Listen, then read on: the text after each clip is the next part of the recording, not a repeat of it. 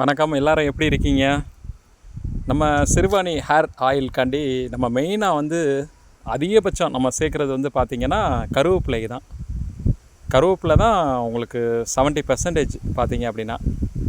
அதுக்கு நம்ம இந்த சிறுவாணி தண்ணிக்கு பார்த்திங்க அப்படின்னா எவ்வளோ அழகாக ஒடிக்க பார்த்திங்கன்னா அவ்வளோ செழிப்பாக வளருது.